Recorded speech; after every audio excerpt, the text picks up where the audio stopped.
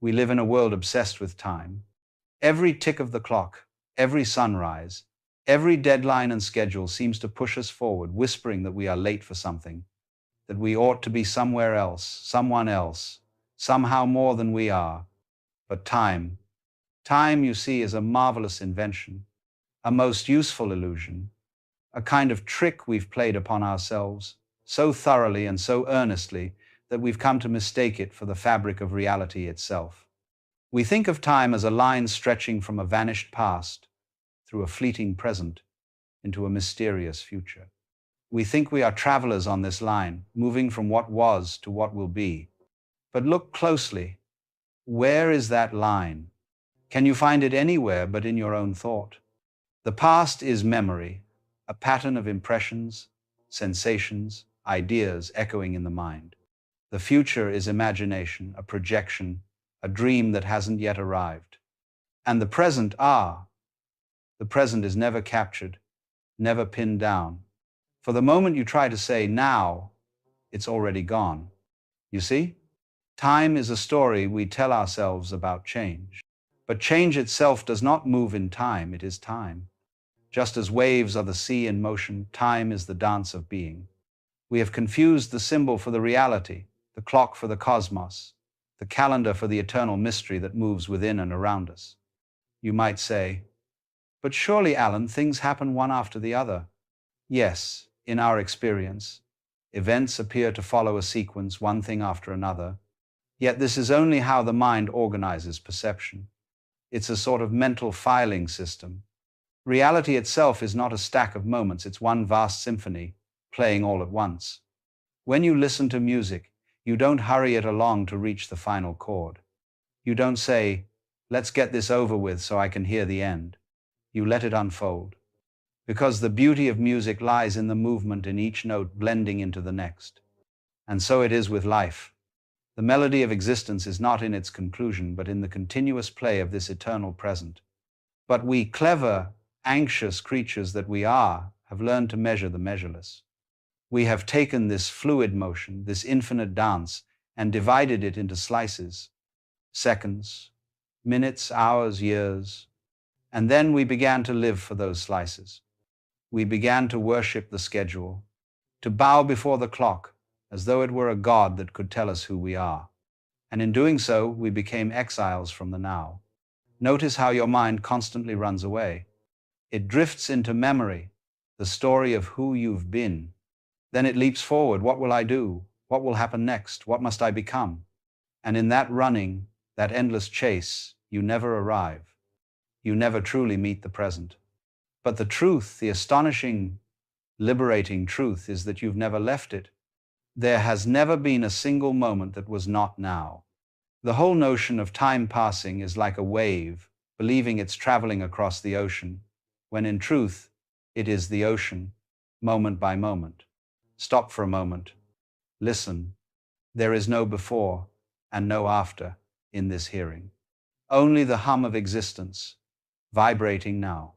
It's a strange thing. The more we try to grasp time, the more it slips away. Like trying to hold water in your hands. The tighter you squeeze, the faster it drains through your fingers. And yet, when you stop grasping, when you simply open your palms, the water rests there naturally. That's what the present moment is. It's what happens when you stop holding on. When you stop trying to make life fit a timetable, and instead allow it to unfold in its own rhythm. You see, the idea of later is one of the great tricks of the mind. We say, later I'll be happy. Later I'll have peace. Later I'll be free. But later never comes. There is only the moving edge of now, and that is where everything lives. The mind wants to fix this now into a point, but the now is not a point. It is more like a horizon, always here, yet never grasped. And once you understand this, the burden of time begins to dissolve. You start to feel lighter, as though you've stepped out of an invisible cage. Most people live in a perpetual state of elsewhere. They are here, but their minds are not. They are always on their way to something, never quite home. But life is not elsewhere. It is not waiting for you tomorrow. It is breathing, moving, pulsing here in this very instant. Stop again. Notice how everything changes when you really see it. The sounds, the sensations, the play of light and shadow. You are not moving through time, time is moving through you. Or perhaps there is no movement at all, only the timeless presence of being itself. This is why the sages of old laughed so easily. They saw through the game. They saw that the past is nothing more than the mind's echo, and the future a shimmering mirage. And so they relaxed. They danced, because there was nothing to reach, nothing to hold, nothing to lose. To live without the illusion of time is not to become careless, or lazy, or indifferent. It is to live vividly. To act when action arises, not because you are driven by fear or desire, but because the moment itself calls you. It is to love without waiting, to speak without rehearsal, to die to every moment as it passes, and be reborn in the next, though truly there is no next. The world is always new, you see. Every instant is a universe unto itself. And yet, how rarely we allow ourselves to notice this wonder, because we are too busy looking at the clock. When you sit quietly, when you stop chasing, you may begin to sense it, the stillness beneath all movement. It is like listening to the silence between words, the pause between breaths. That stillness is not in time. It is the eternal background upon which the play of time unfolds. And that stillness is what you truly are. Not a traveler moving from birth to death, but the ever-present awareness within which the whole show appears. You are not the minutes that pass. You are the space in which minutes are imagined. When you were a child, days seemed endless. The summers stretched on forever. And then, as you grew older, time began to accelerate, or so it seemed. But what really changed? Not time, only your way of seeing it. You became a counter of moments, rather than a participant in their flow. And now, as an adult, you live surrounded by reminders, watches, schedules, phones, calendars, all whispering, hurry up, hurry up. Yet no matter how fast you run, the horizon never draws nearer. The truth is, you've been home all along. This moment, just as it is, contains the whole of eternity. It is not a fragment in a sequence. It is the whole thing, appearing now, in this shape, as this sound, as this breath. Stop again. Breathe. Notice the quiet space around these words. That's it. That's where reality truly lives. And once you taste it, even for a moment, you'll know that you've never been bound by time at all. You were simply dreaming it. And so, you see, the illusion of time isn't some intellectual mistake to be corrected. It's a kind of trance, a spell we've woven around ourselves. We chant it daily through our speech. I was, I will be, someday. And every time we speak this way, we reinforce the dream that life is something happening to us rather than through us. But when you awaken from this dream, you don't find a new time, you find timelessness. You find that the flow you called time is simply the breathing of the universe, and that you are that breath. You are not watching it, you are it.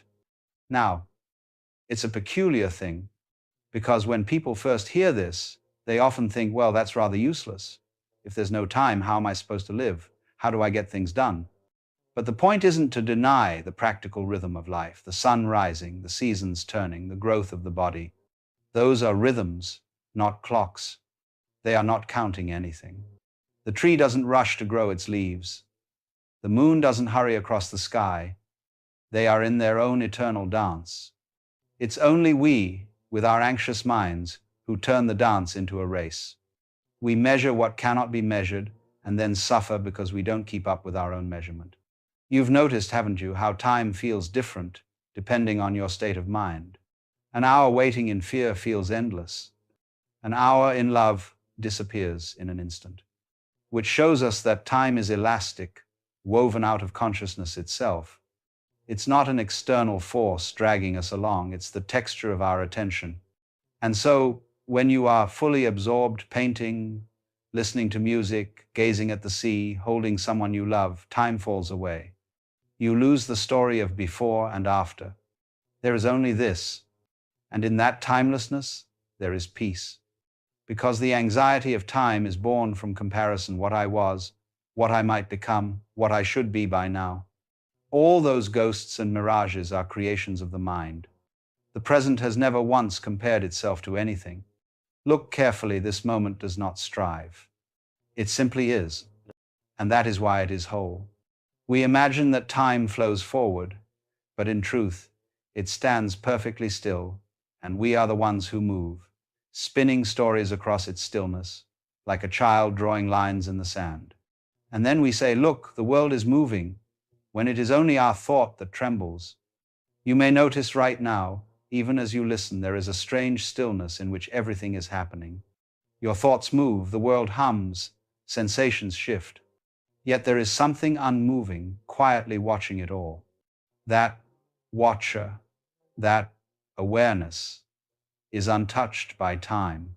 It has seen every birth and death, every sunrise and sunset, yet it never ages. It was there when you were a child, and it is here now, exactly the same. The body changed, the thoughts changed, the stories changed, but that simple awareness has never left. That is what you are. Not the moments, not the memories, but the space through which they pass. And once you begin to rest as that awareness, you realize there is nothing to chase, nothing to become, because what you truly are is already whole. You were never in need of more time, only of seeing through the illusion that time could ever give you what you already are. We think enlightenment is a kind of arrival, a point in the future when we'll finally get it. But awakening is not a future event. It's the recognition that there is no future to wait for, that you are already home, already free, already the thing you were seeking. It's rather like a man searching for his glasses when they are sitting on his nose. He goes in circles, growing frustrated, looking everywhere. And then someone laughs softly and says, "Look." And in that instant, the search ends, not because he found something new, but because he saw what had always been. So it is with time. You don't need to escape it, you simply need to stop believing it holds you. And when that belief softens, life becomes light again. The rush, the pressure, the endless measuring of success and failure all begin to fade. You act when it's time to act, you rest when it's time to rest, but you no longer live for the future. You live from the present. You become like a musician who no longer counts beats, but feels them. Time is no longer an enemy, but a rhythm. And every beat, every tick, every passing second becomes a note in the grand harmony of now. Listen, do you hear it? That faint pulse beneath all your thoughts? That is not the ticking of a clock. That is the heartbeat of eternity, playing as you. It's funny, isn't it? We spend our lives saying, "I don't have enough time," as if time were some precious commodity we could store up. But you can't have time. You are time, or rather, what time pretends to be.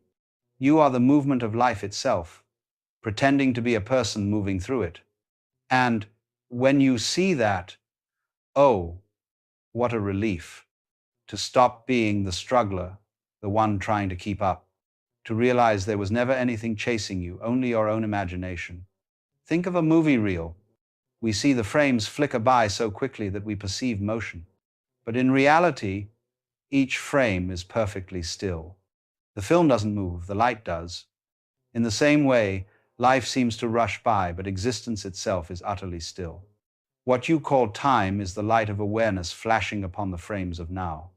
You see, eternity is not an endless stretch of moments, it is the absence of sequence altogether. It is the eternal simultaneity of all that is. Everything that has ever been or will ever be is present right here, like a vast chord in which all notes sound together. But to the human mind, that chord is too rich, so we hear it as a melody. We break it into parts, one note at a time, and call it time. Stop for a moment. Feel that. That's eternity playing as this very moment. And the miracle of it is, it never ends. Even the ending of your life will not be the end of now. The forms will change, the waves will settle, but the ocean will remain. The awareness that is listening to these words, that gentle witness, is not born and does not die. It is the same awareness that looked out through the eyes of the first beings on earth and will look again through countless eyes to come. When you understand this, not as a belief, but as a felt reality, your relationship with time changes completely. You no longer say, life is short. You realize life is infinitely deep. It cannot be measured by clocks or calendars. The stars spin, the seasons turn, and yet, here you are, the still point around which all movement revolves. The lie we live is the lie of becoming. We think we must reach somewhere, improve, arrive. But all the while, we are standing in the middle of the eternal miracle, searching for it elsewhere. It's a bit like standing in the middle of a beautiful garden and closing your eyes, saying, "Where are the flowers? I must find them." All you need to do is open your eyes. You see, the present is not a moment in time, it's what time happens in. It's the field from which all moments arise and dissolve. And once you begin to rest there, really rest, everything changes. You no longer try to control life. You allow it to flow, to surprise you, to move through you. You respond instead of reacting. You trust instead of fearing. Because you see what can be lost if everything you ever loved is already contained in the eternal now. Even loss itself becomes a kind of transformation, not a theft. And in that understanding, time becomes gentle again. The ticking clock becomes a song, not a warning. Each sunrise is not a reminder of passing days, but of timeless renewal. Look around you. Notice how even as things change, the light, the sound, your very thoughts, something deeper remains perfectly still. That stillness is the truth. That is you. That is home. And so, let go of the lie. Let go of the idea that you are a creature trapped between a past and a future. You are not in time. Time is in you. You are the vast sky, and time is just the weather passing through. Isn't it curious? The more you give yourself away, the less you are truly seen. If the sun never set, we would cease to notice its light. If a bird sang without pause, its song would dissolve into noise. But the moment you step back, the moment you withdraw into silence, suddenly your presence takes on weight. People feel the shape of your absence, and in that very emptiness, you are valued again. This is one of life's delicious paradoxes. What is constant becomes invisible, what is scarce becomes precious. I don't mean trickery, nor the silly business of playing hard to get.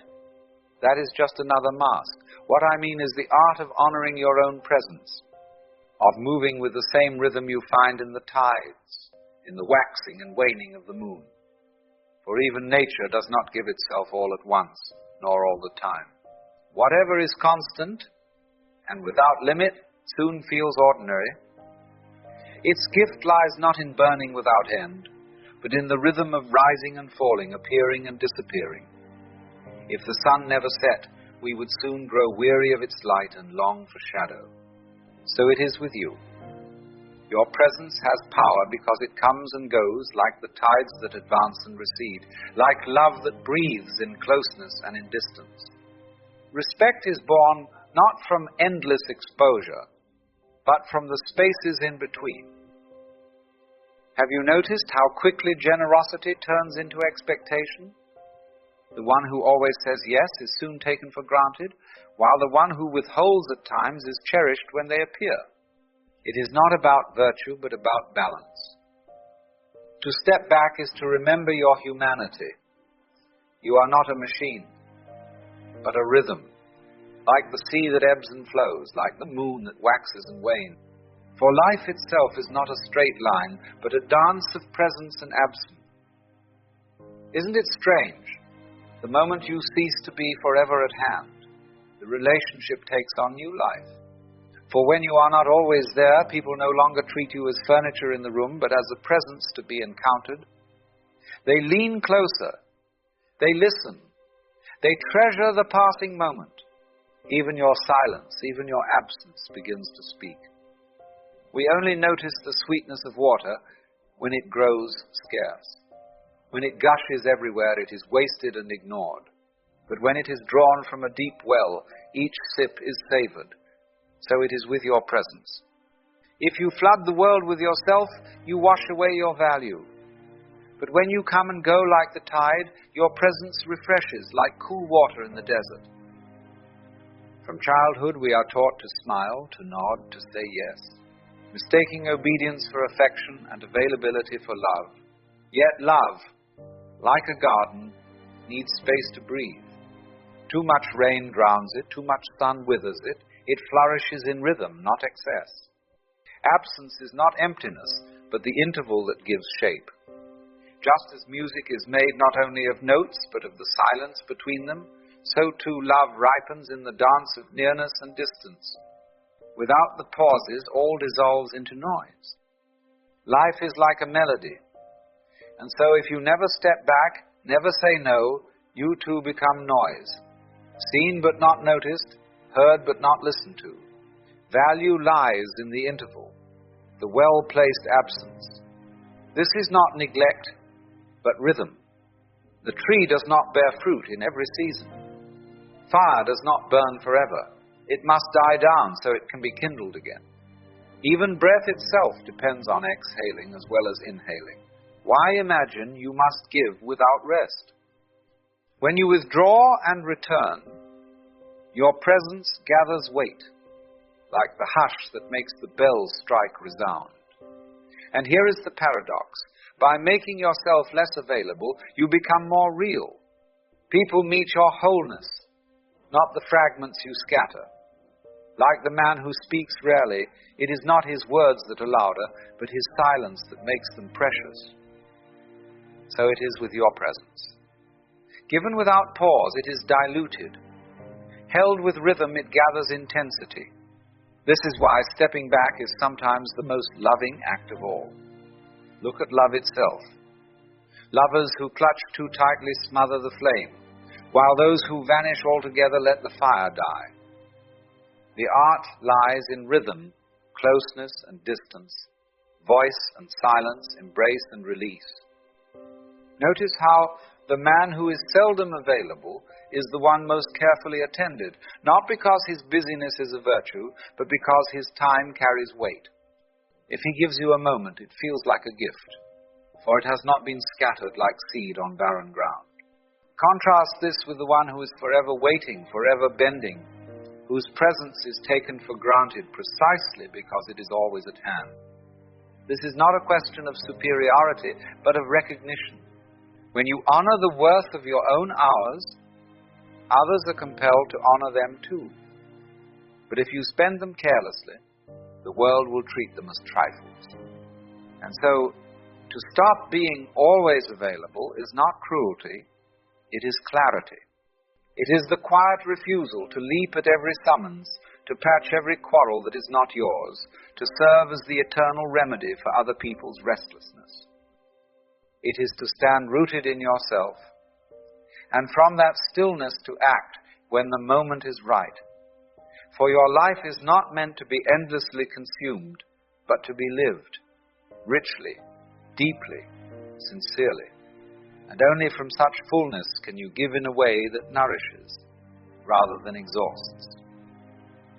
Now here is something quite remarkable. When you cease to be endlessly available, you begin to hear your own life again. For in forever tending to others, you drown the small secret music within. Your days are filled with clamor, but your soul remains unheard. Step back and suddenly you catch the whispers, the quiet callings, the subtle joys, the long-buried desires that rise like forgotten seeds breaking through the soil. To be available to yourself is the beginning of authenticity, and without authenticity, love itself becomes counterfeit. Every yes that betrays your own being is in truth a silent no, and from such denials only resentment can grow. There was a man who spent himself in the service of others, giving until he was emptied. Yet for all his sacrifice, he remained unseen. At last, exhausted, he stepped back. And only then did the world protest. They called him selfish, cold, neglectful. But slowly, something curious began to happen. In his absence, they began to feel the weight he had long carried. For the first time, his presence was no longer taken for granted, but respected, In stepping back, he had not lost love at all. He had opened the door for love to appear, where once there had only been convenience. So you see, to become less available is not an act of rejection, but of invitation. It is the invitation for others to wake up to your presence, and for you to wake up to yourself. For only in the open space between two beings can respect take root and love draw breath. When you are forever at hand, no one stops to wonder who you are or what you truly give. But when you withdraw, when you refuse to play the endless part, suddenly they must pause. They must look. And in that moment of seeing, the whole pattern begins to shift. Why, then, is this so hard? Because we are frightened. We imagine that a single no will banish love. We fear that if we step aside, we shall be forgotten. We tremble that if we honor our own worth, others will not. But ask yourself, if someone values you only so long as you are endlessly at their disposal, is that love, or is it merely convenience? Much of our suffering, you see, is not caused by what others do to us, but by what we permit. Out of fear of displeasing, we stretch ourselves thin, we give beyond our means, we say yes when the heart cries no, and then we cloak this self-betrayal under the name of kindness. But it is no kindness to betray yourself. To give what you do not have is like offering an empty bowl. True kindness flows only from fullness, and fullness requires form. To cease being endlessly available is to honor that form. To say, I am human, I have rhythm, I have worth. And yes, some may drift away when you step back, but then you discover a deeper truth. They were not with you at all, but with the endless fountain they mistook you for. Better to be cherished for your reality than tolerated for your exhaustion. Better to lose those who drained you than to lose yourself altogether. And here again the paradox shows its face. Those who truly matter, those who truly love, will not vanish when you step back. They will bend with you, as trees bend with the wind. They will grow into the space you create, and in that very movement, the bond deepens. So when you cease to be forever at hand, you do not become less, you become more visible, more authentic, more real. You gather together the scattered fragments of yourself and return as a whole being, and life always bows to wholeness. For wholeness has its own gravity. It draws, it attracts, it commands respect without demanding it. The broken self clamors to be noticed, while the whole self is noticed without effort. You cease to be background noise and become the very music to which others listen. Picture yourself as a well. If all may draw without end, the waters will one day vanish, and both you and they will be left thirsty. But when the well is guarded, when it is given time to fill again from its hidden springs, then those who come to drink find refreshment. To withdraw at times, to cease being endlessly available, is simply to keep the waters of your life pure and flowing. This is not selfishness, but the very condition that makes giving possible. From a full well, the water is sweet. From a dry one, nothing can be drawn. Yet the world will not at first thank you for this. Those who were accustomed to your endless flow will call you selfish, accuse you of change, and indeed you have changed. You are no longer a tool to be used, but a being who gives from freedom. This unsettles those who lived upon your weakness, but it strengthens those who honor your strength. In time the numbers may grow fewer, but the bonds grow deeper. For love that is real does not fear your boundary. It bows to it. So then we come to this curious question. Who are you when you're not forever on call, forever answering the ring of the world? Who are you when you sit still, when you stop chasing, when you listen to the hum inside your own skull? Most of us forget, you see, because we're so busy being useful to others that we've misplaced ourselves. But in the silence, in that delicious nothing, you you suddenly stumble upon yourself again. And far from being empty, it's wonderfully full. To withdraw is not to desert life, but to return to it. For in stepping back, you discover that life is like breathing in and out. If you only breathe out, you collapse. If you only give, you dry up. The rhythm of the tide is the rhythm of being. You see? It's the old paradox. In not seeking, things come to you. In not clutching, they remain. And so, curiously, when you stop demanding respect, people respect you. When you cease to be always available, you become truly present. You don't have to insist on your worth. You are it. So, the game is not about being endlessly busy, endlessly agreeable. It's about rhythm, sincerity, wholeness. Say yes when it's a real yes. Say no when it's a real no.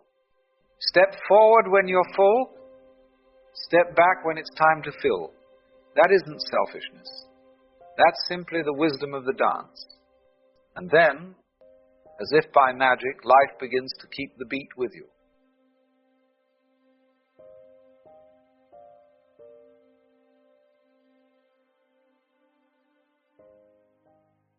You threw yourself into these games with complete conviction. You were absolutely the cowboy, totally the mother serving imaginatively cookers. But you never forgot, not really, that it was play. The moment your mother called you for dinner, you dropped the role without a second thought. You didn't cling to being the cowboy. You didn't suffer an identity crisis when the game ended. But somewhere along the way, we forgot how to play. We became what I call method actors in the theater of life. We got so absorbed in our roles that we forgot we were acting. We started believing that we really are the banker, the housewife, the success, the failure. And when you forget you're playing a role, the game becomes a prison.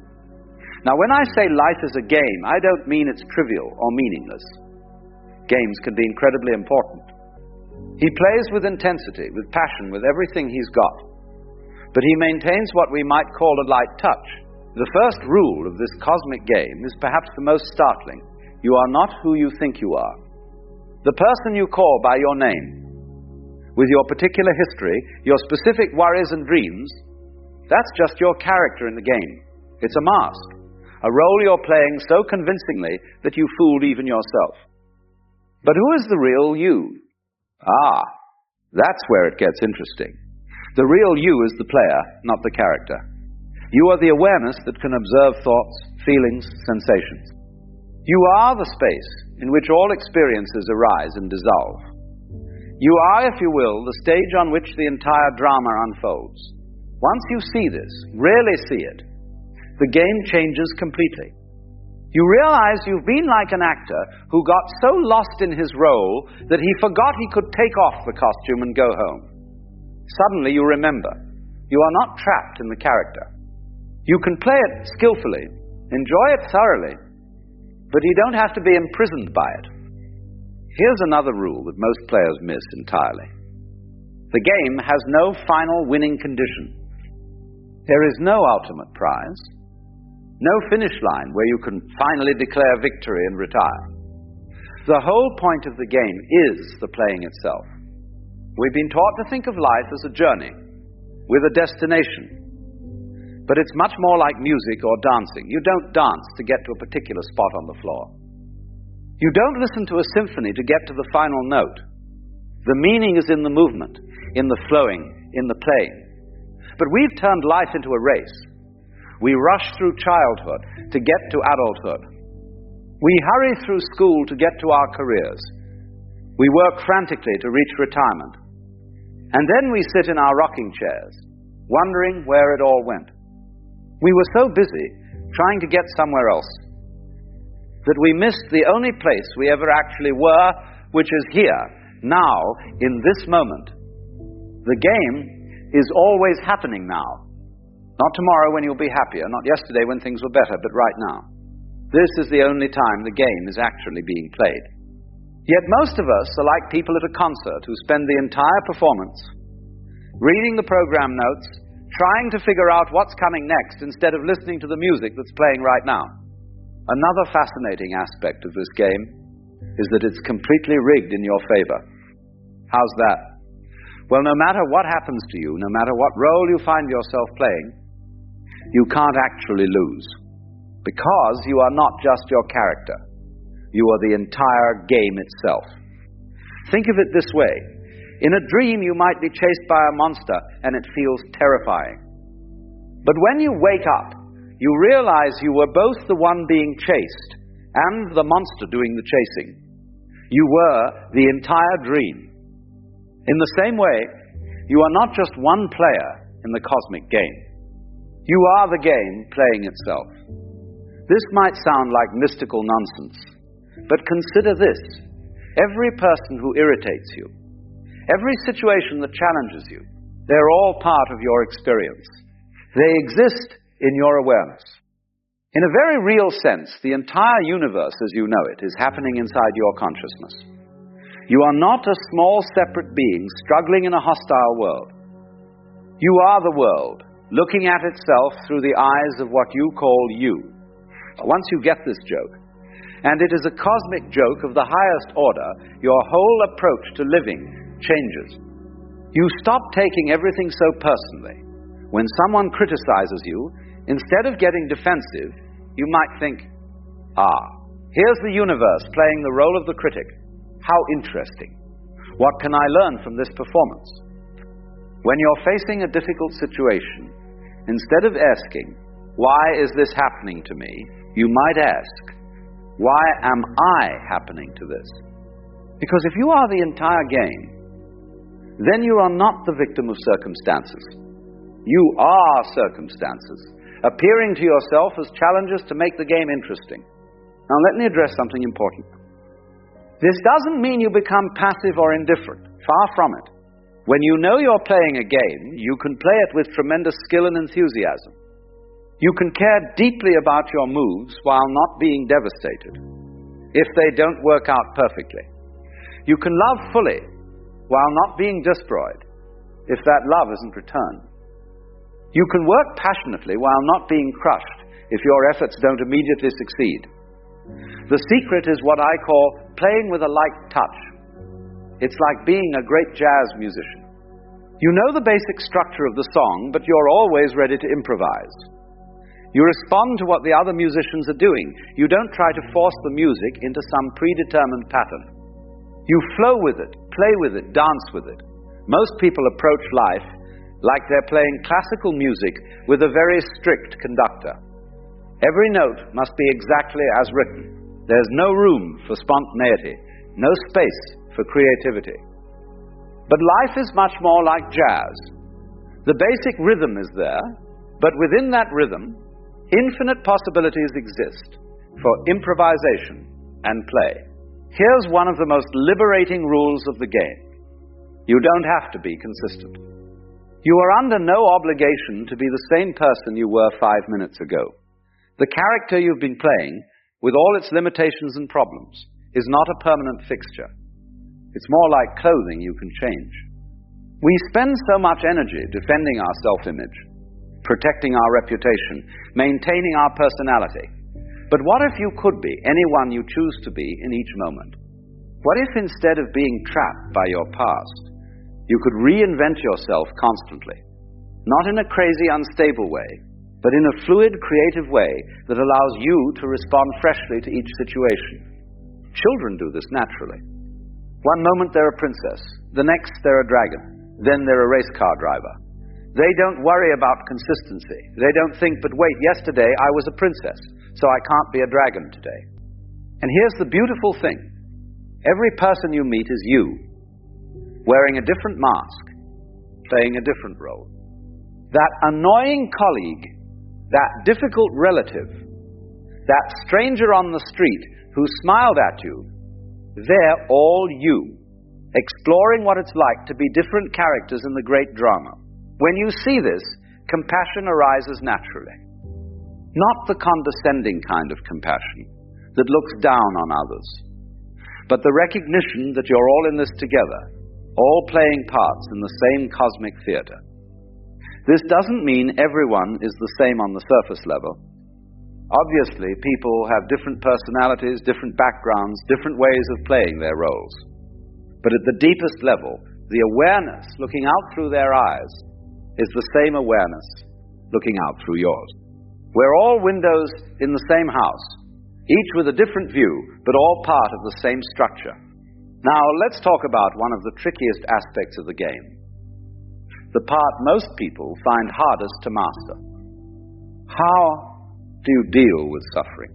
How do you play skillfully when the game seems to turn against you? When you're dealt what appears to be a losing hand? The first thing to understand is that suffering is not the same as pain. Pain is natural, inevitable. If you stub your toe, it hurts. If someone you love dies, you grieve. These are simply part of the human experience, part of what makes the game interesting and complete. But suffering, that's different. Suffering is the story we tell ourselves about the pain. It's the resistance to what's happening, the demand that life be different than it is.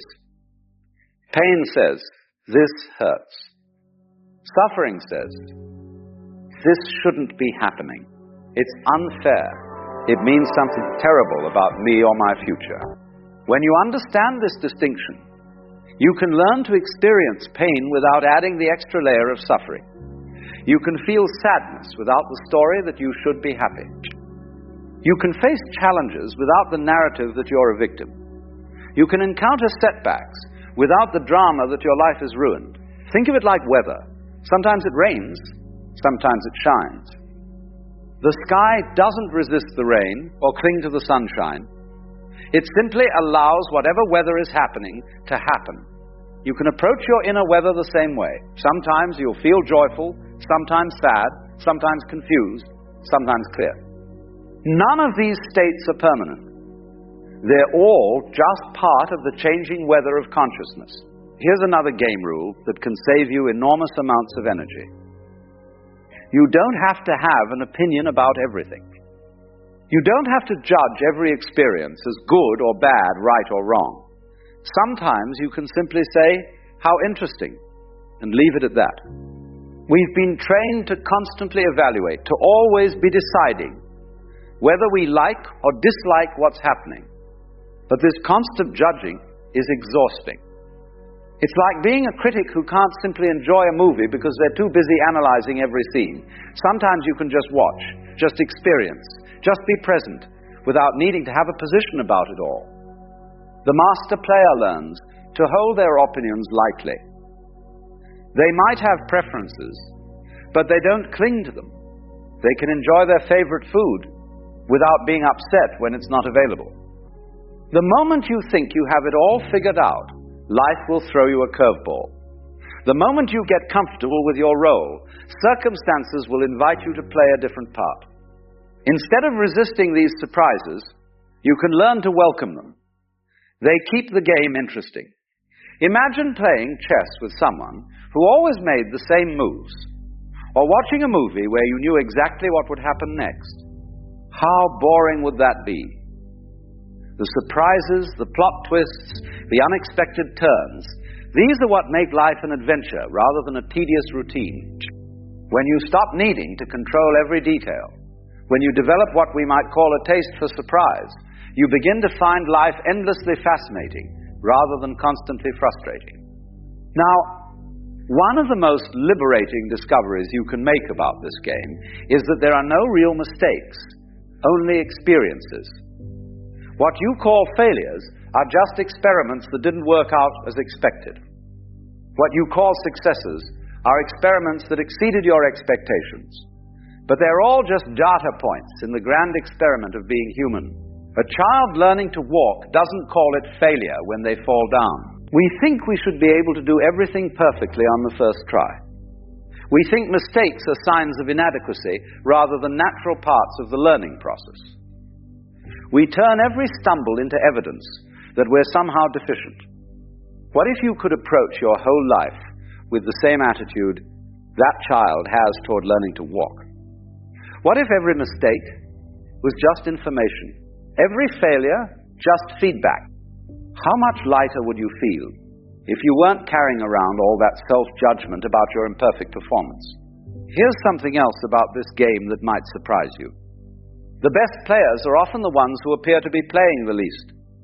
They move through life with a kind of effortless ease, not because they don't care, but because they've learned to work with the natural flow rather than against it. It's like the difference between swimming upstream and floating downstream. Both require skill, but one is exhausting while the other is energizing. When you understand the currents of life, when you learn to read the patterns of existence, you can accomplish much more with much less effort. This doesn't mean being lazy or passive. It means being intelligent about when to act and when to wait, when to push and when to yield. It means developing what the Chinese call Wu Wei, which is often translated as non-action, but really means action that is perfectly appropriate to the situation, like water flowing around rocks in a stream. Water doesn't try to fight the rock. It simply flows around it, and in doing so, it gradually wears the rock away. This is the power of the gentle approach, the light touch. The skillful player who understands that force is rarely the answer to life's challenges. Another crucial aspect of mastering this game is learning to play multiple roles simultaneously, without getting confused about which is which. Abunabhausen and Babel. You hear of a point of masteral, and from Bukabel of the Psalms as Tilasa. Each role has its own requirements, its own costume, its own way of being. The skillful player can move fluidly between these roles without losing their center. They can be tough in business negotiations and tender with their children. They can be a student in one context and a teacher in another. They don't get stuck in any single identity. Most people make the mistake of trying to be the same person in every situation. They think authenticity means never changing, never adapting. But real authenticity is being appropriate to each moment, each relationship, each context. It's like being a skilled actor who can play many parts convincingly, because they understand the deeper truth that connects all roles. Now let me tell you about one of the most profound discoveries you can make about this game. The rules are not fixed. They can change, and often do, based on how you choose to play. This is where the game becomes truly magical. Most games have rigid rules that everyone must follow. But the game of life is more like a collaborative improvisation, where the rules evolve as you play. Your choices, your attitudes, your ways of being actually influence how the game unfolds for you. If you approach life with fear and suspicion, you tend to encounter situations that confirm your fears. If you approach it with curiosity and openness, you tend to find opportunities and adventures. If you play the role of the victim, you'll find plenty of people willing to play the villain. If you play the role of the hero, you'll discover your own capacity for courage and creativity. This isn't just positive thinking or wishful fantasy. It's recognition that consciousness is not passive. It's not just observing reality. It's participating in its creation. Your awareness, your attention, your choices are all active ingredients in the unfolding of your experience. Here's one of the most beautiful aspects of the game. Everyone gets to win, but not in the way we usually think of winning. The usual idea of winning involves someone else losing. But in this cosmic game, your victory doesn't require anyone else's defeat. In fact, the more skillfully you play, the more you help everyone else play skillfully too. When you're truly happy, you don't make others miserable. You inspire them to find their own happiness. When you're genuinely peaceful, you don't create conflict. You help others discover their own peace. When you're authentically yourself, you don't diminish others. You encourage them to be authentically themselves. This is why the masters, the really skillful players, often seem to be playing an entirely different game from everyone else. They're not competing, they're not trying to prove anything.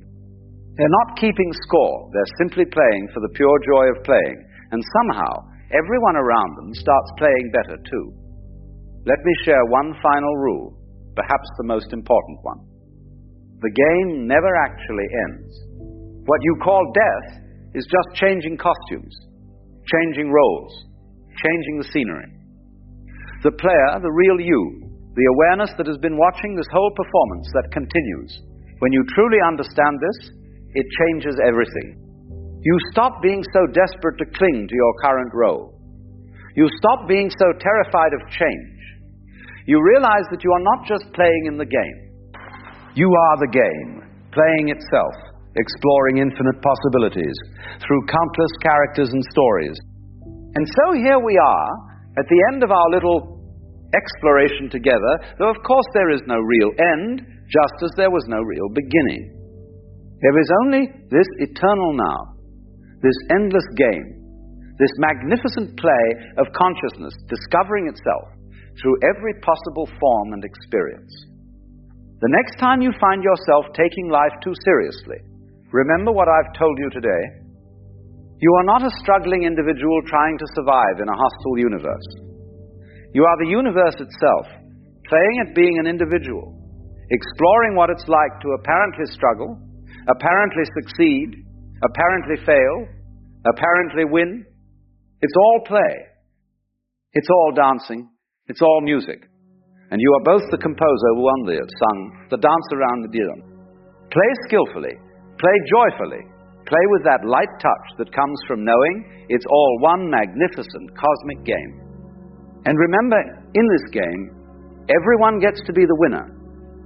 Because everyone is you, and you are everyone, and we're all just the one consciousness, playing at being many. The game never ends. It only changes form. And what a delightful game it is. You know, there's a peculiar kind of exhaustion that comes not from physical labor or even from emotional strain, but from the sheer relentless noise of your own thinking, the mind that simply will not stop, the constant commentary, the endless analysis, the perpetual conversation with yourself about yourself. And the strangest part of it all is that the more you try to quiet it down, the louder it seems to get.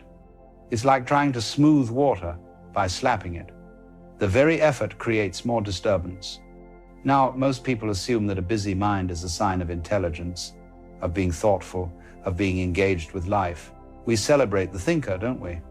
We admire the person who's always analyzing, always questioning, always working things out in their head. But here's what nobody tells you. There's a difference between thinking and being trapped in thought.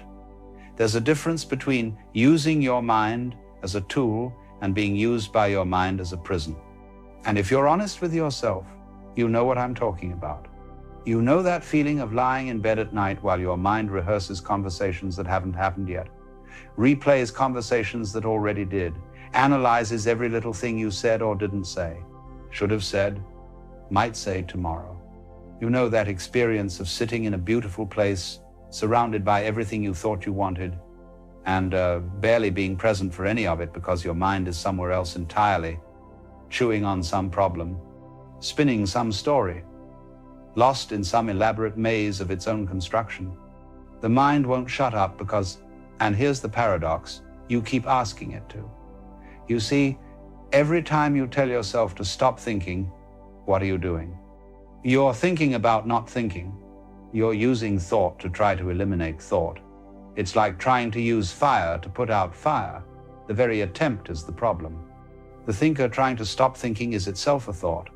So the mind just keeps going, now thinking about why it's thinking about how to stop thinking about how tired it is of thinking. And so it spirals. You notice your mind is busy, and you judge it. You shouldn't be thinking so much. You should be more present. You should be more peaceful, more mindful, more zen. And now you're thinking about not thinking, judging yourself for thinking, planning how to think less, analyzing why you think so much. The mind has taken the project of quieting itself and turned it into just another thing to think about, another problem to solve, another way to keep itself busy. But here's what's really happening underneath all of this mental noise. The mind won't shut up because it's terrified, absolutely terrified. Of what, you ask? Of nothing. Literally. The mind is terrified of the gap, the space, the moment of no thought. Because the mind, you see, thinks it is you. It believes that if it stops, you stop. If there's no thought, there's no self. So it keeps generating content, keeps producing commentary, keeps the stream going at all costs because silence feels like death to the thinking mind. Think about it. When was the last time you experienced a genuine gap in thinking? And I don't mean sleep. I don't mean being knocked unconscious. I mean a moment of waking awareness where there simply was no thought, no commentary, no analysis, no planning, no remembering, just pure perception without interpretation. For most people, these moments are incredibly rare, fleeting, accidental, a sudden shock, a moment of awe, a split second before thought catches up with experience. And if you've had even one of these moments, you know something profound. You didn't disappear. You were still there.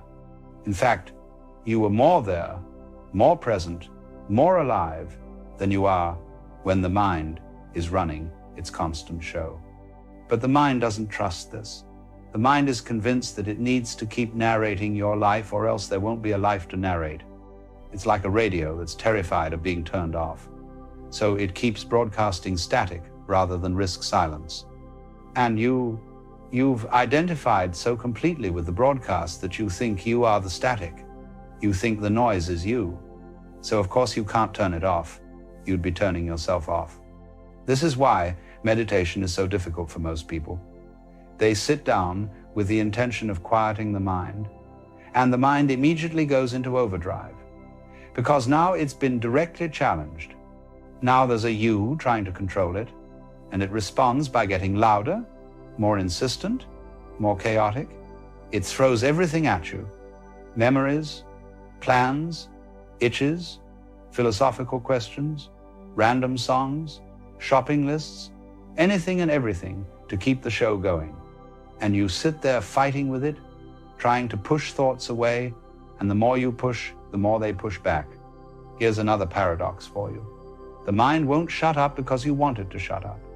Your desire for a quiet mind is itself a form of mental noise. It's the mind complaining about itself, critiquing itself, trying to improve itself. It's thought trying to eliminate thought. So the wanting becomes just another layer of thinking. Now you're not just thinking, you're thinking about thinking, judging your thinking, trying to stop thinking, and feeling like a failure because you can't stop thinking. The original problem has multiplied, and we've created entire industries around this, haven't we? Mindfulness apps, meditation retreats, books on how to quiet your mind, courses on being present, all of which can be helpful, certainly. But notice what often happens. The mind takes these tools and turns them into just another project, another thing to achieve, another way to measure yourself, another standard you're failing to meet. You're not just a person with a busy mind anymore. Now you're a person who's failing at meditation, who can't even do mindfulness right, who's so hopeless that even when you're trying to be present, you're thinking about whether you're being present correctly. The thinking never stops because we've made thinking into our primary mode of being. We think about what we're going to do, then we do it while thinking about whether we're doing it right. Then we think about what we did and whether we should have done it differently. We think about the past with regret. We think about the future with anxiety. And we miss the present entirely because we're too busy thinking about it to actually be in it. And the content of the thinking, it doesn't even matter most of the time. It's not like you're solving profound problems or having brilliant insights. Most of it is just repetitive loops. The same worries recycled in slightly different forms. The same stories told and retold. The same arguments rehearsed. The same plans made and revised. It's like watching the same movie over and over, and not even a good movie, just a anxious, repetitive, self-absorbed drama starring you as both the hero and the villain and the critic reviewing the performance. But here's what's really exhausting about it. The mind that won't shut up is also the mind that won't commit. It can't fully engage with anything because it's always partially somewhere else. You're in one conversation while thinking about another conversation. You're doing one task while planning the next task. You're experiencing one moment while comparing it to past moments or imagining future moments. You're never fully anywhere because your attention is fractured across time, split between what was, what is, and what might be. And people sense this about you, even if they can't name it. They sense that you're not fully present, that part of you is always elsewhere, always distracted, always thinking about something other than what's right in front of you. And this creates a kind of loneliness, doesn't it? Because even when you're with people, even when you're supposedly connecting, there's this gap, this distance, this sense that you're not really there. You're performing being there while your mind is running its endless program somewhere in the background. Before we continue, many of you have been asking for something longer, something with actual practices you can use in daily life. So check out the 3-hour audiobook that takes everything we explore in these videos and gives you the tools to actually work with it. Because here's the thing, intellectual understanding without practical application just keeps you spinning in your head. You need both, the insight and the practice, the philosophy and the daily work that makes it real. This audiobook gives you that. 3 hours of deep wisdom with practices built in, so you're not just thinking differently, you're living differently. If you're serious about changing how you experience your life, the link is in the description below. Now, let's continue. So what do you do about a mind that won't shut up? Well, here's where it gets interesting. You don't do anything about it. And this is perhaps the greatest paradox of all. The solution to the problem of the busy mind is to stop trying to solve it. The way to quiet the mind is to stop trying to quiet it, because the trying is the noise. The effort to fix yourself is what's broken.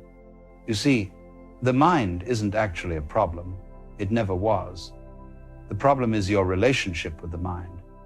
You think you're supposed to control it, manage it, optimize it, quiet it, but that's like trying to control the weather.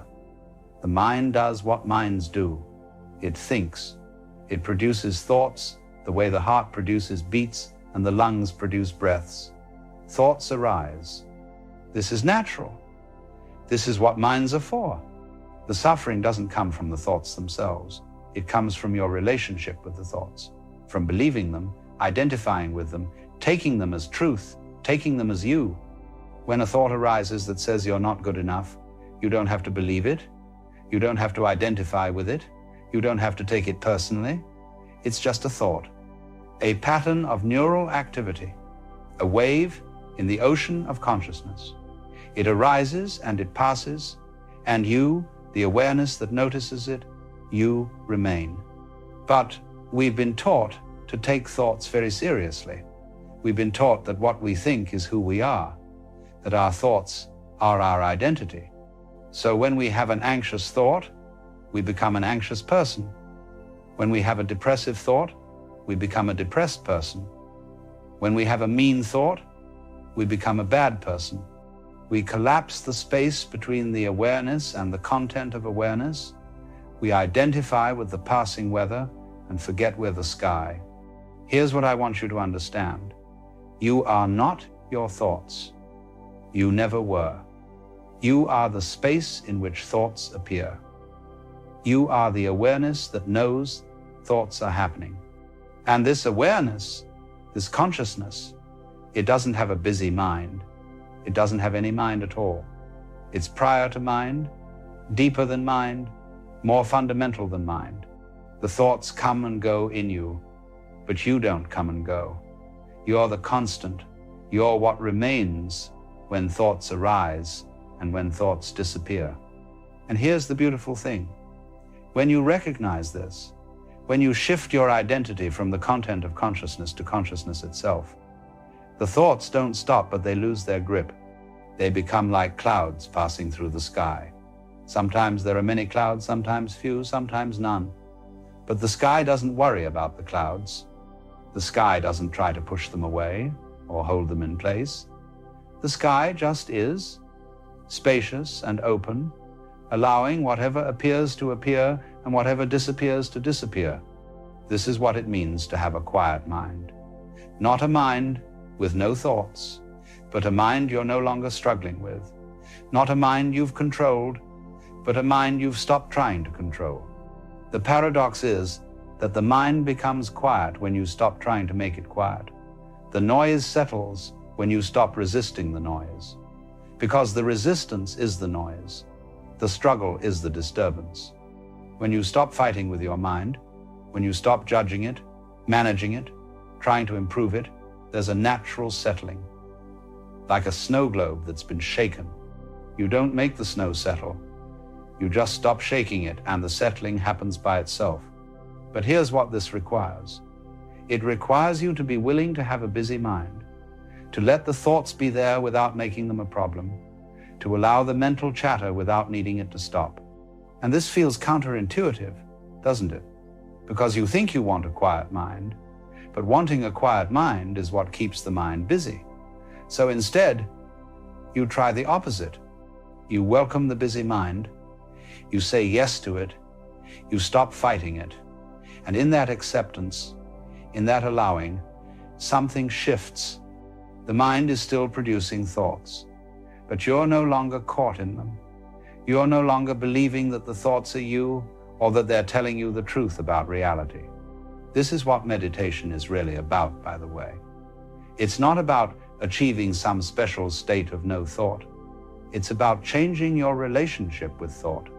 It's about learning to observe thinking without being thinking, to witness the mind without being the mind. You sit there and thoughts arise, thousands of them. And you don't push them away and you don't chase them. You just notice them. Oh, there's a thought about what I'm having for dinner. Oh, there's a thought about what that person said yesterday. Oh, there's a thought judging my meditation. And in the noticing, there's a gap, a space. You're here, aware, watching the thoughts, which means you're not the thoughts, you're what's watching. And the more you practice this, the more you live from this place of awareness rather than from the place of thought, the less the busy mind bothers you. Not because the mind gets less busy, but because you stop identifying with the business. You recognize that you're the space, not the furniture. You are the screen, not the movie. You're the ocean, not the waves. And the waves can be stormy or calm, but the ocean remains the ocean either way. Here's another angle on this. The mind won't shut up because it's trying to figure everything out. It believes that if it just thinks hard enough, long enough, cleverly enough, it will finally understand. It will finally solve the puzzle of existence. It will finally figure out how to be happy, how to be safe, how to be loved, how to be enough. So it keeps thinking, keeps analyzing, keeps trying to find the answer that will finally put all the questions to rest. But the answer isn't in thought. It can't be. Because thought is always about something. It's always pointing at reality, describing reality, interpreting reality. But it's never the reality itself. You can think about an apple all day long, describe it in the most elaborate detail, but you still won't know what an apple tastes like until you bite into it. The taste is direct, immediate, beyond thought, and life is like that. The actual living of it, the immediate experience of being here, being alive, being aware, this isn't something you can think your way into. You can only be it. So the mind keeps chattering because it's trying to do something it's inherently unable to do. It's trying to think its way to a reality that exists before and beyond thinking. And this is why the silence, the gap, the moment of no thought, this is where the real knowing happens. Not intellectual knowing, but direct knowing. The knowing of being, of presence, of what you actually are beneath all the stories and concepts and identifications. And when you touch this, even for a moment, when you rest as pure awareness without any thought, you realize something extraordinary. The mind, with all its noise and business, it was never the problem. It was just doing its job, thinking. The problem was believing you were the mind, taking yourself to be this collection of thoughts and worries and plans and memories, but you're not. you never were. You're the awareness in which all of this appears, the consciousness that lights up every experience, the presence that's here right now, reading these words, aware of being aware. So if your mind won't shut up, stop trying to shut it up. Let it run, let it chatter, let it do its thing, but don't believe it, don't identify with it, don't take it to be you. Just notice it, watch it, be curious about it. Oh, look, mind is doing its anxious routine again. Oh, look, mind is replaying that old story. Oh, look, mind is planning something that probably won't happen. And in the noticing, in the observing, you're already free. Because the one who notices the thought is not the thought. The awareness of thinking is not thinking. You are that awareness. You always have been. And from this place, from this recognition, life becomes much simpler, not because your circumstances change or your mind becomes quieter, but because you're no longer at war with yourself. You're no longer trying to be different than you are. The mind thinks, the thoughts arise, and you remain as what you've always been, aware, present, here. The one constant in the midst of all the change. Not thinking about being here, not trying to be more here, just here, already, always, complete. In a very peculiar trap. We are convinced that life is a journey, a pilgrimage, with a serious purpose at the end. And the goal is to get to that end successfully, meaning with a certain sense of virtue, of accomplishment, to have achieved something, to have left our mark. But what if the entire affair is rather more like a piece of music or a dance? The meaning of a symphony is not contained in its final chord. The meaning of the dance is not to get to a particular spot on the floor. The meaning of it all is in the playing itself, in the dancing itself. So the question I'd like to explore with you is this. What happens when we stop taking this musical, dancing, swirling, star-like existence so dreadfully seriously? You know, we have this immense burden.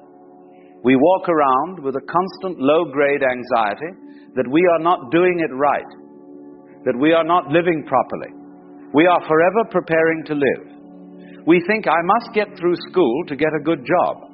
I must get a good job to have a secure life. I must have a secure life to raise a family. I must raise a family so they can get through school to get a good job. It's an endless cycle of purpose, where the purpose is always elsewhere. It's never right here. It's never now. We are like people reading a novel who are only interested in getting to the last page. And so we skim. We turn the pages frantically, missing all the poetry, all the drama, all the lovely descriptions, just to see how it turns out. And then when we get there, we close the book and say, is that all? And the whole point of the book was in the reading, in the living through it. We are missing the show because we are too busy looking for the meaning behind the show. We are like a person at a concert who does not listen to the music, but instead reads the score, checking for mistakes. The music is playing all around him, and he is missing the entire point. This is what happens when life becomes a problem to be solved, rather than a reality to be experienced. We build up this enormous structure of seriousness. We have to have the right credentials. We have to have the right job title. We have to have the right kind of car, the right address. We have to be seen with the right people. It's a colossal act, a performance.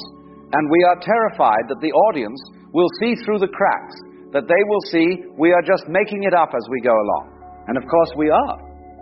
Everyone is. The secret that nobody ever admits is that nobody really knows what's going on. We're all just playing roles. The doctor, the lawyer, the businessman, the mother, the father. They are roles, they are games. And games are fun, so long as you don't confuse the game with your fundamental reality. The problem arises when you forget you are playing, when you think you are your role, that you are the mask. Then the game becomes a prison. It becomes serious, and you have to defend it. You have to prove you are a good, serious, upstanding, purposeful person. But what is the alternative to all this seriousness? It seems frightening. If I am not serious, if I don't have a purpose, then what am I? I become a nothing. a washout, a failure in the eyes of the world. But this is where we have a profound misunderstanding. We think the opposite of seriousness is frivolity, shallowness, a kind of irresponsible laughter. But that's not it at all. The true opposite of taking life seriously is to see it as play, to see the universe itself as fundamentally playful. Look at nature. Does it look serious to you? Look at a kitten chasing its tail. Look at waves lapping against the shore. Look at the patterns of migrating birds in the sky. Do they look like they are on a grim mission? Do the clouds look like they are filled with existential dread? No, they are simply playing. They are expressing themselves. The universe is, at heart, a musical phenomenon. It is a dance of energy. And a dance has no destination. It is its own reason for being. We have this idea that everything in nature has a purpose. The bird sings to attract a mate. The flower is bright to attract a bee. The butterfly has eye spots to scare away predators. It's all an engineering project. But this is just us projecting our own purpose-driven anxiety onto the world. Why does the bird really sing? Why does the wave really break on the shore? Why does the star really shine? Is it not perhaps for the same reason a child sings or skips, for the sheer joy of expression, for the fun of it? We say the bird sings for a purpose, to survive. But I must ask, why survive? What is that for? To sing more songs, to have more babies who will sing more songs. You see, it becomes a circular argument. It's like saying the purpose of music is to get to the end of the composition. It misses the point entirely. The Chinese have a wonderful concept, Wu Wei, often translated as non-action or effortless action. It doesn't mean doing nothing. It means acting without straining, without forcing. It is the way of water, which wears away the hardest rock by yielding. It does not strive. It simply flows. And in that flowing, it accomplishes everything. And they have another word for this attitude towards nature: purposelessness. Now, to our Western ears, that is a terrible insult. Purposeless? That's useless. That's a waste of time. But to the Chinese mind, it is the highest compliment. They look at nature and see it as purposeless. The mountains just are. The rivers just flow. They aren't going anywhere. They aren't achieving anything. They are simply expressing their own nature. And in that, they are profoundly beautiful, profound and trustworthy. We think trust means believing that nature will always give us what we want, that it will be safe and comfortable. But that's not trust. That is a demand. Real trust is like the trust you have when you throw a ball. You let go of it. You have faith in the process. You don't hold on to the ball and run to the other person and carefully place it in their hand. You throw it, you let it fly. Life requires that same kind of trust. It requires you to let go, to stop trying to hold everything so tightly, to stop trying to control every outcome. If you do not have this trust, if you do not trust nature, and by nature I mean both the world outside you and your own inner nature, what is the alternative? The alternative is what we have created. It is a world of total mistrust. It is a world where we feel nature has got to be watched. It has got to be controlled. We can't trust our own instincts, our own desires, our own emotions. They are too dangerous. They are too messy. So what do? We create authorities to manage it all. We create rules, laws, systems, bureaucracies. We create a world where the most important thing is not the living of life, but the recording of it. It is more important that your files are in order than that you are a kind person. It is more important that the university's records are perfect than that its library is full of inspiring books. We are so busy measuring life that we forget to live it. We become our own jailers. We are so afraid of making a mistake, of looking foolish, of not being serious enough, that we fence ourselves in. We create a life that is, as they say, all jail and no prisoner, a structure with nothing alive inside it. But life is inherently messy. It is inherently playful. It is inherently spontaneous. You cannot schedule a moment of awe. You cannot program a belly laugh. You cannot force a genuine insight. These things happen when you let go. They happen when you stop taking yourself so seriously. A true scholar, in the original sense, is not someone who studies to get a degree. The word scholar means leisure. A scholar was a person of leisure who studied things not because they were useful, but because they were fascinating, because they were delightful. They studied the charming irrelevances of life, the things that do not contribute directly to survival, but that make survival worthwhile. Poetry, art, music, philosophy, the patterns of stars, the shapes of shells, this is play. And if you do not have room in your life for the playful, life is not worth living. But, and this is a very important but, if the only reason you play is because it is good for you, because it helps you work better afterwards, then you are not really playing at all. You are just working in a different form. You must learn to do things that have no purpose. Pick up a pebble. Look at it. Don't try to get a sermon out of it. Don't try to make it mean something. Just enjoy its texture, its color, its shape. Just enjoy it. Do not feel you have to justify the moment by saying it advances your aesthetic understanding. Just enjoy the pebble. When you can do that, you become, strangely, a healthy human being. You become able to be a loving, helpful person. But if you can only do things because you are going to get something out of it, you are what I would call a vulture. You are circling over life, waiting to profit from it, instead of landing and joining the dance. So, the first step is to see the incredible weight of seriousness we carry. To see the structure of purpose we have built around ourselves, like a shell. And to begin to wonder, what if we could set it down? Just for a moment. What if we could, as the Chinese say, learn purposelessness? What would that feel like? It would feel like the moment you stop striving and simply listen to the rain. It would feel like watching wild geese fly and be hidden in the clouds. It would feel like watching a ship vanish behind a distant island. It would feel like wandering on and on in a great forest with no thought of return. Haven't you ever done that? Haven't you ever just gone for a walk with no particular place to go? You twiddle your thumbs. You hit a stick against a stump. You are in that moment a perfectly rational human being. You have learned the great art of purposelessness. And in that space, life stops being a problem. It becomes a song.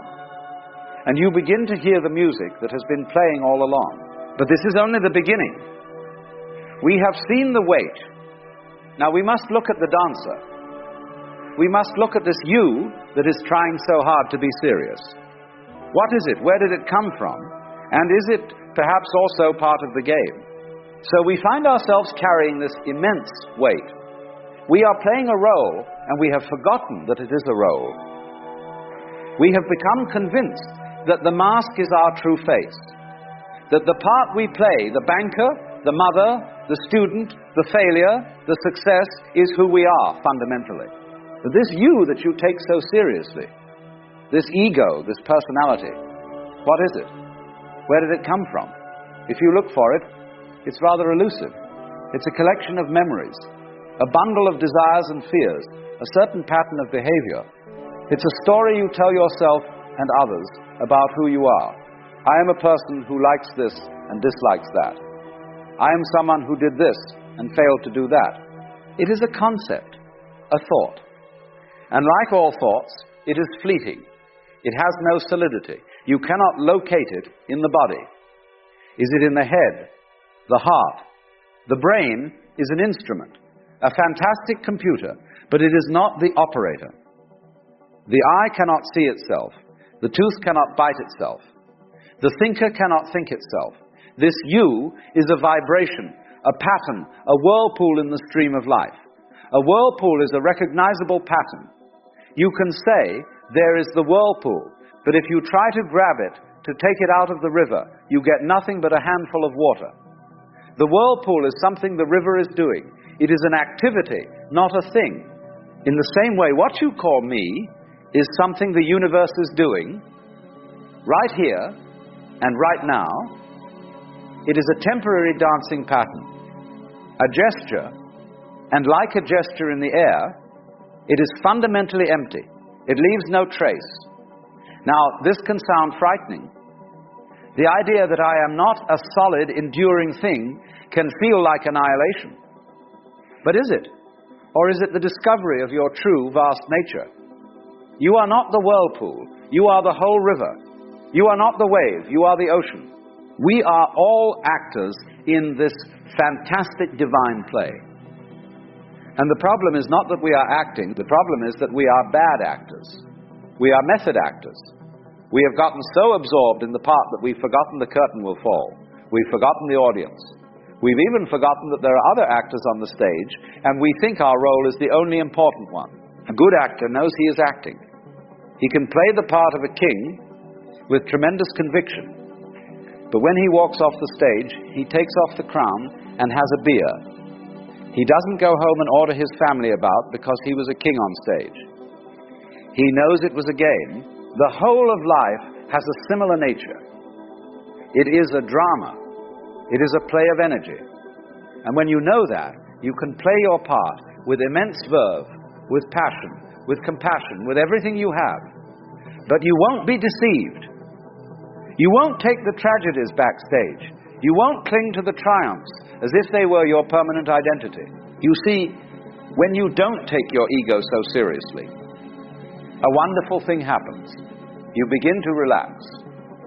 The constant low-grade anxiety of having to protect this fragile fictional self begins to dissolve.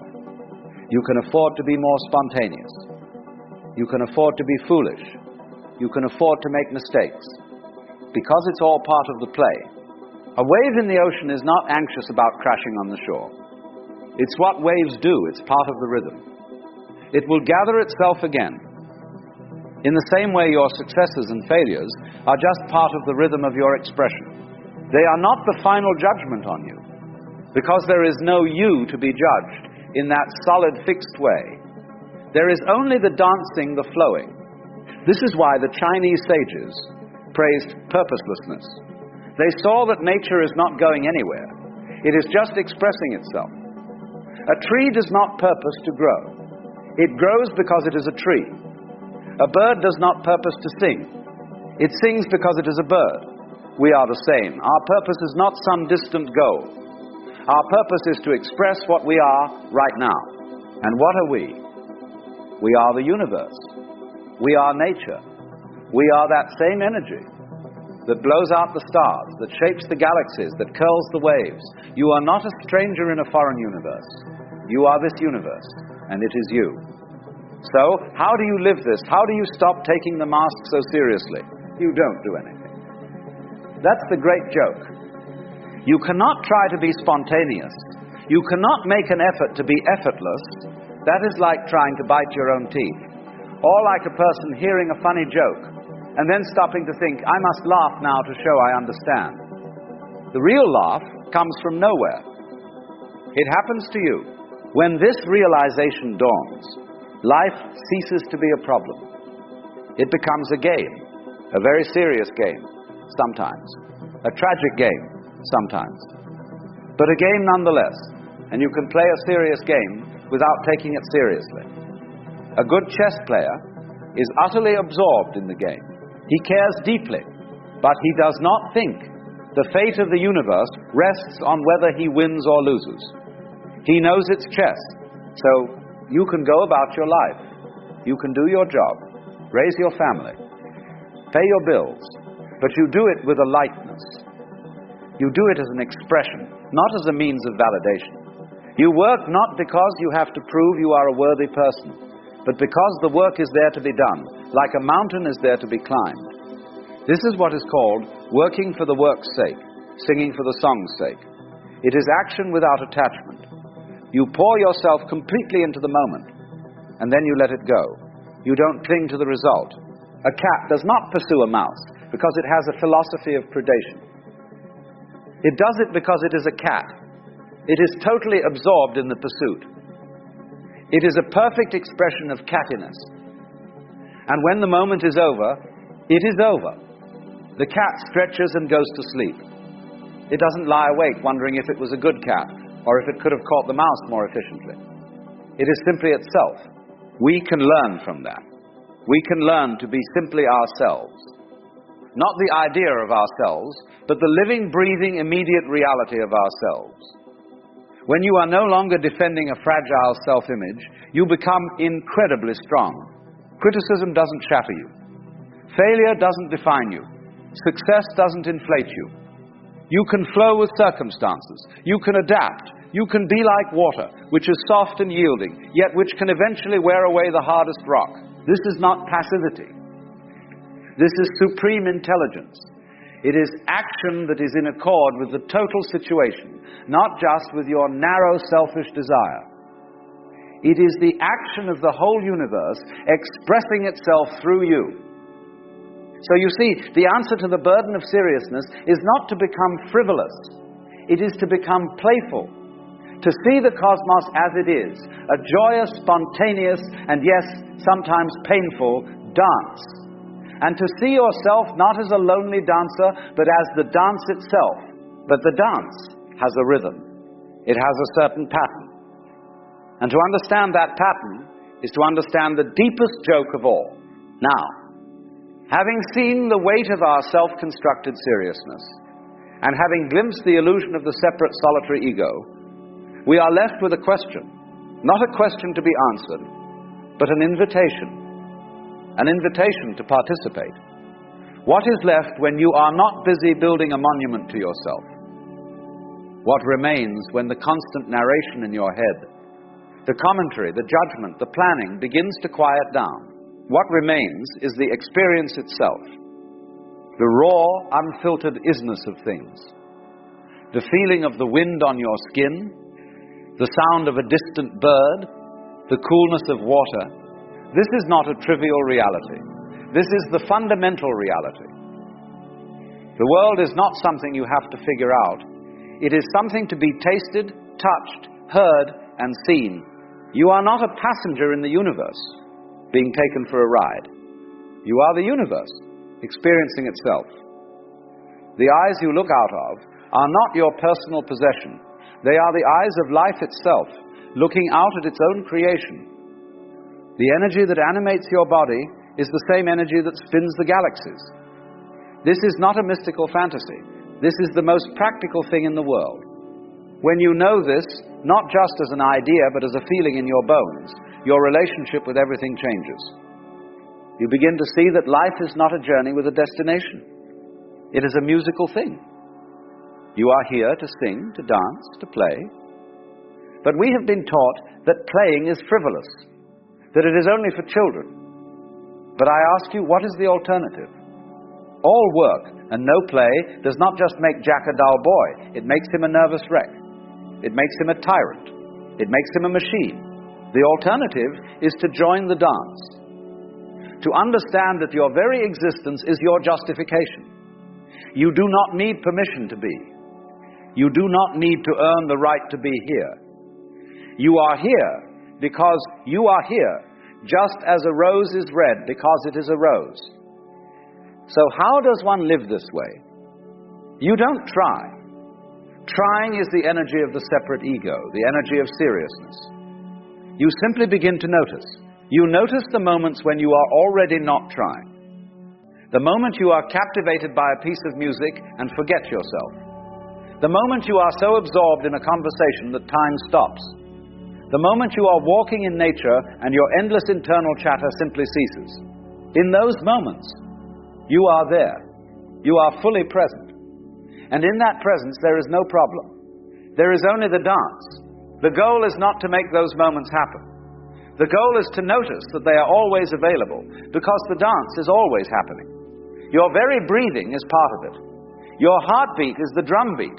This is the great liberation. To understand that you are already free. You are already what you are seeking. You are not going to become happy, peaceful, or enlightened at some future date. You can only be those things now. Any effort to become something is a rejection of what you already are, which is the energy of the cosmos. This does not mean you become passive. Quite the opposite. When you are not wasting energy defending an idea of yourself, you have immense energy available for life. You can act with tremendous efficiency and compassion, because your action is not about you. It is about the situation itself. It is the universe responding to itself. You become like the Zen archer, who does not shoot the arrow. It shoots. There is no arrogant archer separate from the bow, the arrow, and the target. There is only the one event, the shooting. This is action without strain. This is wu-wei. And so the call to action is not a call to do something new. It is a call to see something you have been overlooking. It is a call to trust. To trust yourself, to trust your own nature, and the nature of which you are a part. Yes, this is a risk. Life will sometimes let you down with a wallop. But the alternative, the life of total mistrust, of control, of constant surveillance of yourself and the world, that is not a life at all. That is a prison of your own making. The call is to let go, to join the dance that has been going on for billions of years, to sing the song that is already singing itself through you. You are under no obligation to be the same person you were 5 minutes ago. You are under no obligation to be serious. You are under no obligation to justify your existence. Your only obligation, if there is one, is to be true to the deepest truth of your being, that you are a unique, irreplaceable, and temporary expression of the whole universe. And the universe is not serious. It is playful. It is joyful. It is a great cosmic game of hide and seek, where it is both the hider and the seeker. So, go on, play, experiment, be foolish, be magnificent, fail gloriously, succeed lightly, love, lose, feel it all. But whatever you do, don't miss the show by being too busy looking for the meaning behind it. The meaning is in the music. The meaning is in the dance. And you are the music. You are the dance. You know, there's something deeply ironic about all this talk of living in the present moment. We're told constantly that the present is where peace lives, that now is all we have, that if we could just be here, fully here, all our suffering would dissolve. And yet, if you're honest with yourself, sometimes the present moment is the last place you want to be. Sometimes now is unbearable. Sometimes the present hurts so much that escape feels not like avoidance, but like survival. We've created this strange mythology around presence, haven't we? The idea that enlightened people, awakened people, conscious people, they simply rest in the now and everything is beautiful. They've transcended suffering by being present to what is. But what happens when what is painful? What happens when the present moment contains grief, or loneliness, or physical pain, or the sharp edge of anxiety that makes your chest tight and your breath shallow?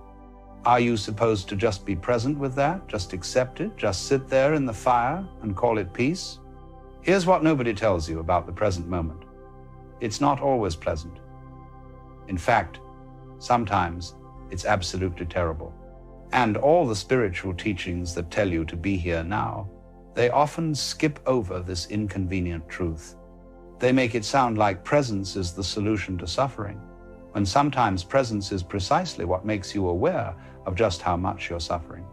When you're distracted, when you're lost in thought, when you're anywhere but here, you can avoid feeling what you're actually feeling. But when you come into the present moment, when you really land here, you have to feel everything, and sometimes everything hurts. Think about the times you most want to escape the present. When you're in physical pain, your mind automatically goes somewhere else. You think about when the pain will end. You remember times when you didn't hurt. You imagine a future where you're comfortable again. This is not weakness. This is your system trying to protect you from the full intensity of now. Or when you're heartbroken, when you've lost someone or something precious, the present moment contains that loss in its rawest form. So you think about the past, when they were still here. Or you think about the future, when maybe the pain will have dulled. Anything but staying with the actual feeling of absence right now. And here's where it gets tricky. Because you've been taught that this escape is the problem, You've learned that living in the past or future is what creates suffering. That if you could just be present, just accept what is, you'd be free. So now you're not just in pain, you're also judging yourself for trying to escape the pain. You're suffering, and then you're suffering about suffering. You hurt, and then you feel guilty for not being able to just be present with the hurt. You're anxious, and then you're anxious about being anxious, instead of peacefully accepting your anxiety. This creates a terrible double bind. The present moment hurts, but you're not supposed to try to escape it. You're supposed to be with it, accept it, allow it. But when you try to do that, when you force yourself to stay present with something that's genuinely unbearable, you're just creating another form of suffering. Now you're in pain, and you're also straining to accept the pain. You're anxious, and you're also efforting to be okay with the anxiety. The acceptance itself becomes a new kind of resistance. Let me tell you something that might surprise you. Sometimes the most compassionate thing you can do is leave the present moment. Sometimes escape is exactly what you need. Not as a permanent strategy, not as a way of life, but in acute moments of overwhelm, sometimes thinking about something else, going somewhere else in your mind, distracting yourself. This isn't spiritual failure. It's intelligent self-regulation. It's your system knowing that you can only handle so much intensity at once. But here's the paradox, and this is important. The reason the present moment can hurt so much is precisely because you're resisting it while simultaneously trying to be present with it. You're here, but you don't want to be here. You're feeling what you're feeling, but you wish you weren't feeling it, so you're split. Part of you is in the experience. Part of you is fighting the experience. And that fight is what makes it unbearable. The pain itself might be intense, but the struggle with the pain, that's what creates the real suffering. Think about physical pain for a moment. When you resist it, when you tense up around it, when you fight it, it intensifies. But when you breathe into it, when you soften around it, when you stop adding the layer of this shouldn't be happening, something shifts. The pain is still there, but it's not quite as overwhelming. You've stopped making it worse with your resistance. Made with love. And this is true for emotional pain too. The grief is there, the loneliness is there, the anxiety is there. But when you stop fighting with it, when you stop telling yourself it shouldn't be there, there's a kind of space that opens up around it. Now, I'm not saying this is easy. I'm not suggesting you can just decide to stop resisting and suddenly everything is fine. But what I am saying is that much of what makes the present moment unbearable is not the moment itself, but your relationship with the moment. The pain is one thing. Your insistence that the pain shouldn't be there, your judgment of yourself for being in pain, your desperate attempts to make it stop while simultaneously trying to accept it, that's another thing entirely. And that second thing, that's where most of the suffering lives. Here's another angle on this. We've been sold this idea that the present moment is always available, always accessible, always the answer. But the truth is, sometimes you don't have the capacity to be fully present. Sometimes you're too overwhelmed, too fragmented, too depleted. And that's okay. That's not a spiritual failing. That's just being human. You don't have infinite capacity for intensity. You have limits, real limits. And those limits are not something to transcend. They're something to respect. So when the present moment hurts too much, when being here is more than you can handle right now, you don't have to force yourself to stay. You can think about something else. You can plan for the future. You can remember better times. You can distract yourself with a book or a show or a conversation. And none of this means you're avoiding life or failing at presence. It means you're taking care of yourself in the only way available to you right now. It means you're being kind to yourself instead of forcing yourself to be some idealized version of spiritual maturity that can accept absolutely anything without flinching. But, and this is crucial, there's a difference between intelligent temporary escape and chronic avoidance. There's a difference between saying, "This is too much right now, I need a break," and building your entire life around never feeling anything uncomfortable. The first is self-compassion. The second is a prison. Because here's the thing about always escaping the present moment. Eventually, you're not living your life anymore. You're living in your head, in your plans, in your memories, in your distractions. And life, actual life, is happening now. Not in some peaceful moment in the future when everything will be easier. Not in some remembered moment when things were better. Now, this, even when it hurts. So what do you do when the present moment hurts? What do you do when now is the last place you want to be, but you also know that escape isn't a long-term solution? Well, here's where we need to look more carefully at what we mean by the present moment. Because there are actually two different things we're talking about, and most people confuse them. There's the present moment as content, as what's happening, the pain, the emotion, the circumstance, the situation. This is what you're experiencing right now. And then there's the present moment as context, as the awareness that's experiencing. The consciousness that knows the pain is there, the space in which the emotion arises, the witnessing that's aware of the situation. These are not the same thing. And this distinction, this is everything. When people say be in the present moment, they usually mean be aware of what's happening right now. Feel your feelings, notice your sensations, observe your thoughts. And this can be valuable, certainly. But when what's happening is painful, being present to the content of experience can be overwhelming. You're asking yourself to fully feel something that hurts. And if you're not ready for that, if you don't have the capacity for that intensity, forcing yourself to do it just creates more suffering. But there's another way to be present. You can be present as the awareness itself, not present to the pain, but present as the space in which pain appears. And this is completely different, because the space, the awareness, the consciousness that knows experience is happening, this doesn't hurt. This is never in pain.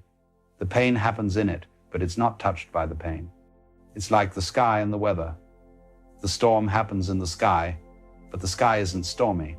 The sky just is vast and open, allowing the storm to move through it.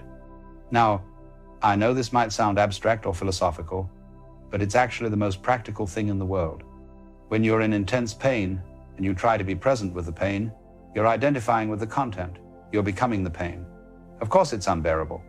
But when you rest as awareness, when you recognize yourself as the space in which the pain appears, there's a kind of distance without dissociation. You're not avoiding the pain or pretending it's not there. You're fully aware of it.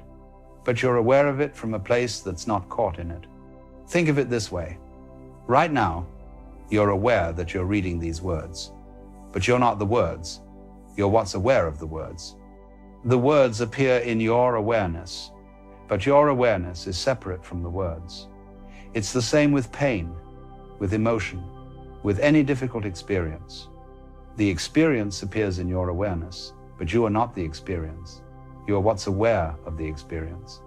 And that awareness, that consciousness, it's always okay. It's never in crisis.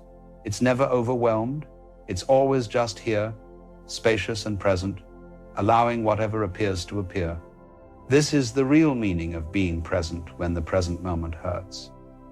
You're not forcing yourself to stay with unbearable content. You're resting as the context, as the awareness itself. And from that place, you can be with the pain without being destroyed by it. You can acknowledge the hurt without being consumed by it. You can let the grief move through without becoming the grief. But here's the paradox again. You can't force this. You can't will yourself to be awareness rather than content, because the one trying to force it is itself content, is itself thought, is itself part of what appears in awareness. So what do? You simply notice. You notice that there's pain. You notice that there's resistance to the pain. You notice that there's awareness of the pain and the resistance. And in that noticing, in that simple recognition that awareness is happening, you're already resting as awareness. You're already home. And From here, from this place of being the space rather than the content, something interesting happens with pain. It doesn't necessarily go away. The hurt doesn't magically disappear, but it becomes bearable. Because you're not fighting it anymore. You're not adding the layer of this shouldn't be happening, or I can't handle this, or I need this to stop right now. You're just letting it be what it is. And in that allowing, in that radical acceptance that comes not from effort but from recognition of what you are, the intensity softens.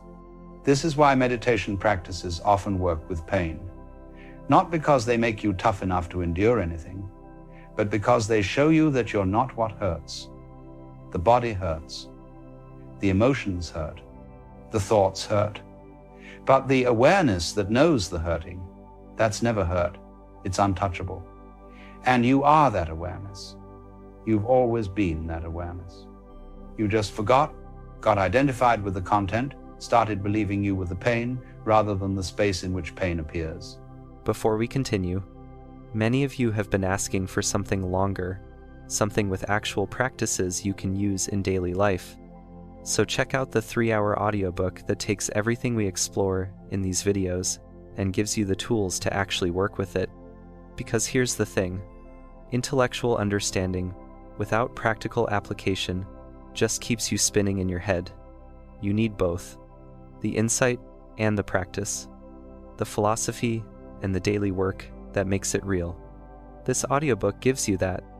3 hours of deep wisdom with practices built in, so you're not just thinking differently, you're living differently. If you're serious about changing how you experience your life, the link is in the description below. Now, let's continue.